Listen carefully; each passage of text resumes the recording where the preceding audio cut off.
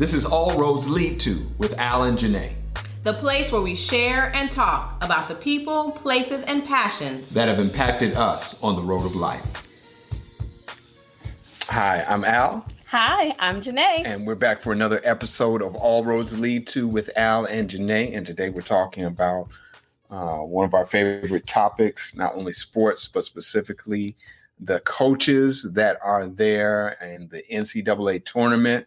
2021 tournament has been kind of full of what it usually is, with the surprises, but also some constants that you expect. I always like to say that the players, they are the engine of the tournament, but the coaches, they actually are the drivers. So first of all, shout out to all of the coaches, whether you're a coach in the elementary school level, high school, college, no matter what. Hey, big hand clap and appreciation to you. Coaches mean a whole lot, don't they? They absolutely do. And they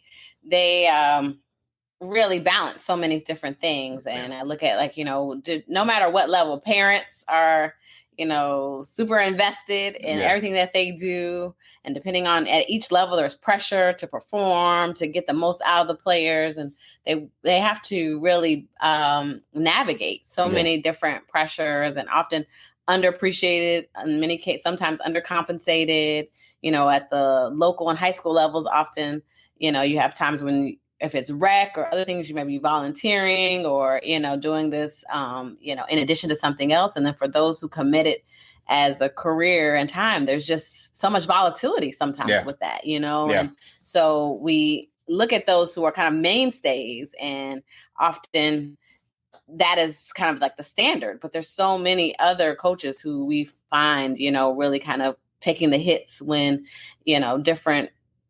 different things happen that cause, unexpected results. And sometimes they're things out of their control. So big props to coaches. They are the constant, and really without them, no matter what type of team you form, the coaches really make such an integral part of taking teams to the winning level. Absolutely. So ladies first, we want to start out talking about the ladies coaches first. So we want to give a shout out to a couple of NCAA women's coaches. Yes. First, I love to give a shout out to Dawn Staley, who was one of my favorite players back in the day, and is now the coach of the Gamecocks in University of South Carolina.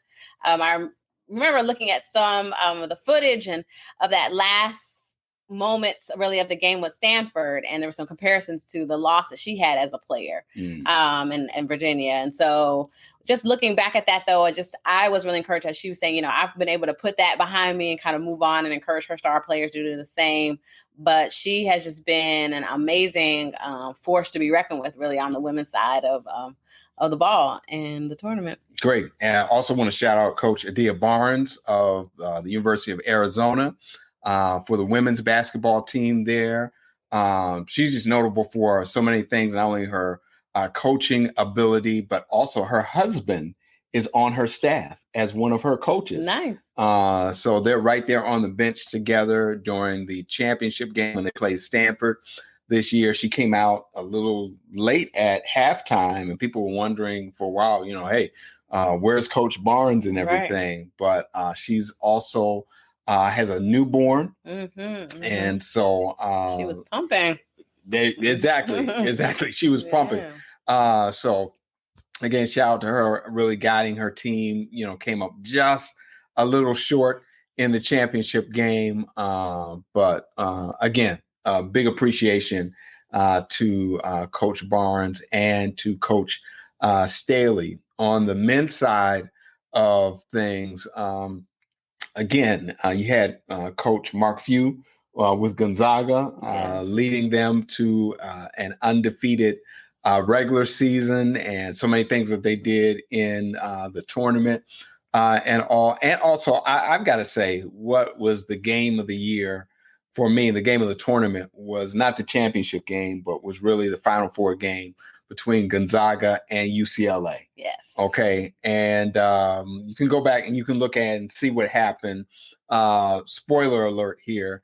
Gonzaga wins on literally a last second three to win the game. Yes, okay, it's gonna be a classic. Yes, it's an instant classic. UCLA, but UCLA gave their all. I mean, their absolute all. And what stood out for me was watching an interview of UCLA's coach Mick Cronin at the end. They said, well, coach, what did you say to your guys after the game? Well, what were your words to them? And he kind of looked at the person at the camera, really, and said in response to that question, he said, I said to them, what more could I have asked of them?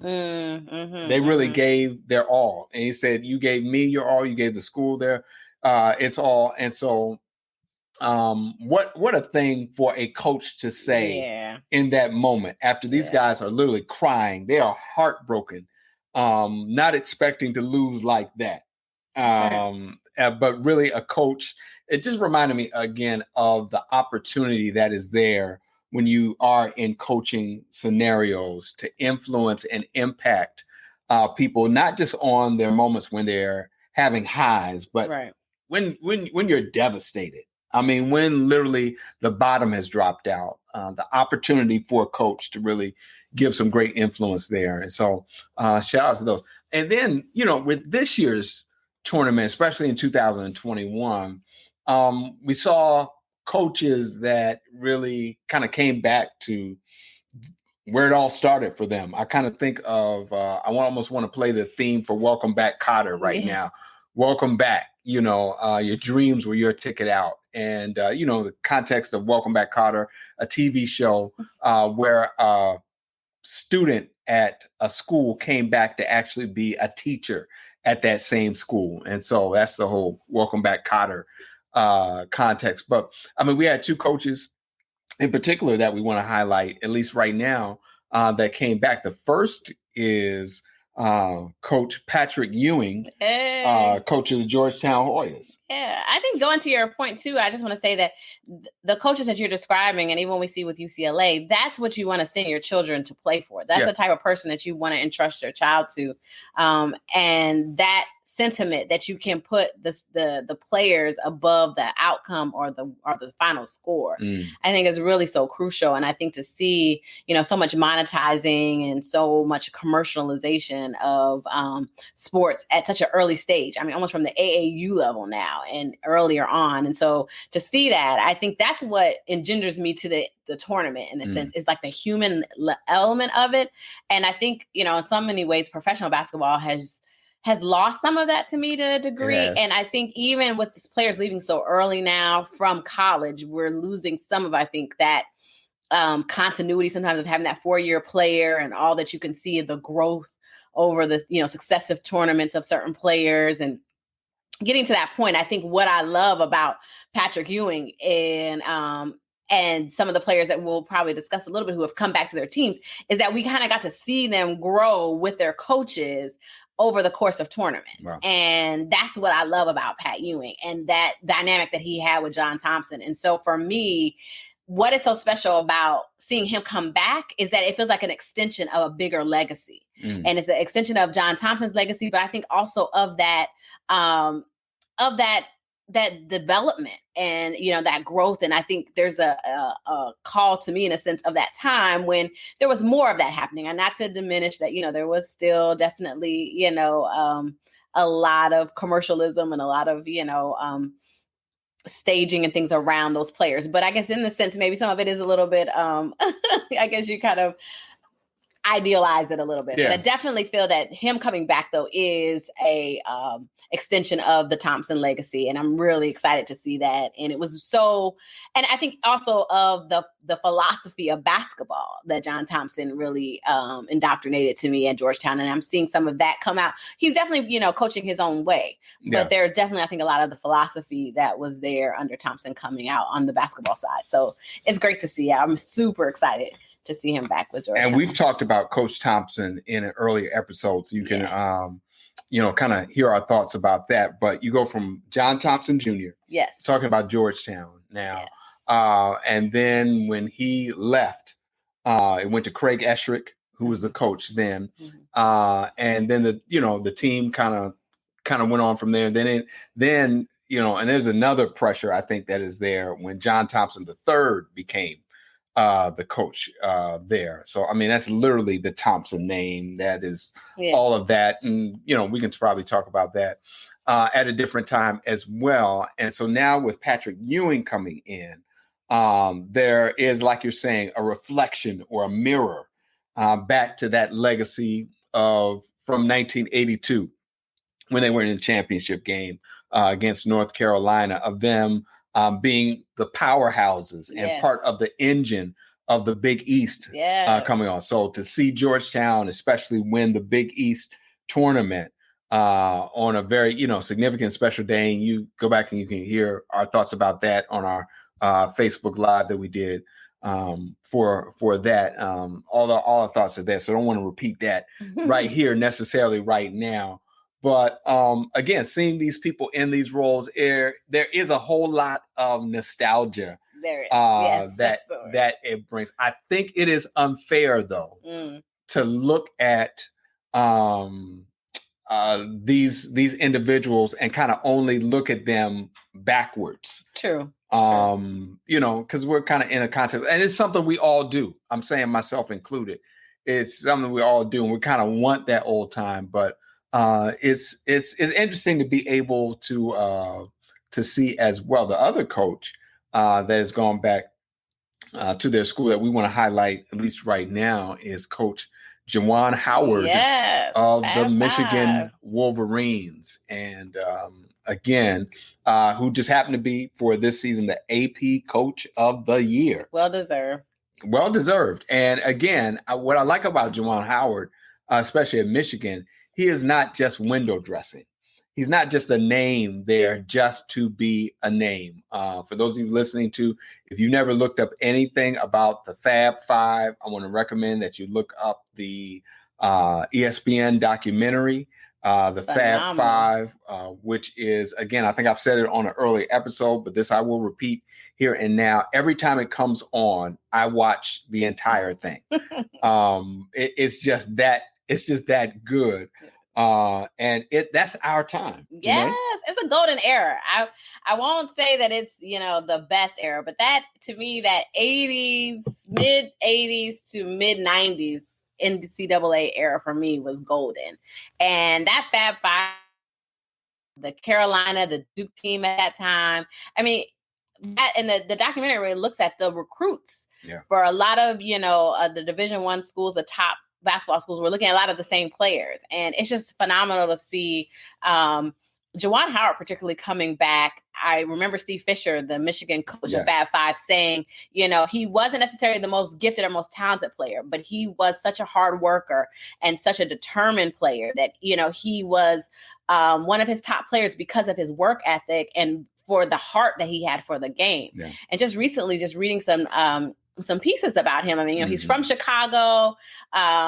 His parents had some struggles with addictions, and so his grandmother raised him. But he was saying that basketball, the structure, the discipline of basketball is what saved him. And so I really always admired, I felt like he was a mature player, even, at Michigan, it seemed like there's just a maturity about him. And when you read it, I was reading some of just background of his love for coaching, and that he had been coaching in Miami, but really was a little dismayed with the entitlement that so many players had. And it didn't remind him really of the loves that he had for basketball at that same stage, because it wasn't as much the glitz and the glamour and the lights of basketball. It was the grind of basketball that really was a driver for him. And so it really seems that that's what he's putting into the coaching side of it. And it's really beautiful to see him nurturing that in students and in players. And there is a synergy that you sense between he and his players that they just really seem to, just ball out for him. And it's really great to see. Yeah. And it's amazing.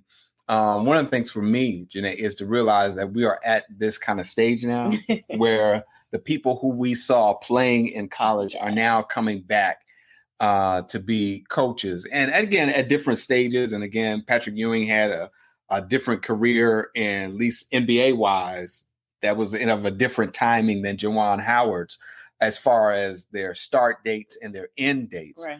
But nevertheless, kind of seeing these people that we did watch growing up, seeing them come back.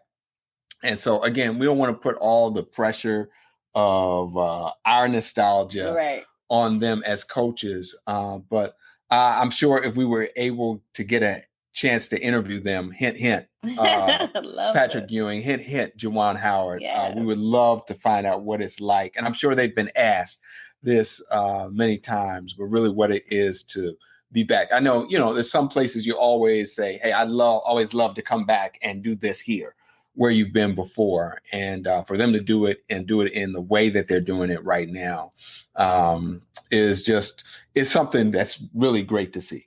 Absolutely. And I think it really gives an opportunity to extend the legacy for both of them, although not necessarily to look backwards, but also to look forward, because I think with so much of the controversy and so much that happened with the Fab Five, I think it's great to see and hopefully see some kind of almost, I don't know if you would call it reconciliation, but some synergy and some connectedness between what that group of guys brought to Michigan lore and to the acclaim of Michigan basketball, and to see him extending that. And hopefully the goodwill that was brought by them playing as freshmen and, just coming to such a high level of basketball so early in their college careers. And now seeing him be able to nurture, and grow a team and really bringing them, into back into a really top seed and, to a great place. And they definitely had that in the years past as well.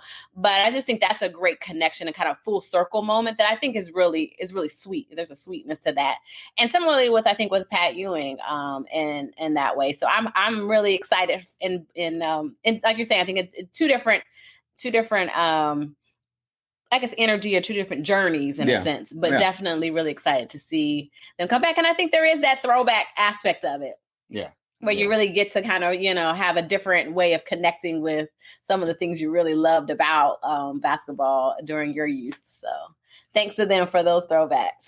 And, real quick in passing, we want to also give a shout out to Coach Hubert Davis, who has been selected to succeed Coach Roy Williams as coach of University of North Carolina. And so, again, another kind of college system where they are keeping it within the family, so to speak. Yeah, good point. So I hope Grant Hill or Jeff Capel get a good look at him and Duke as well. So just a little little foreshadowing. We hope for that situation at some point down the road, but I'm sure it's down the road. Coach K still putting it down.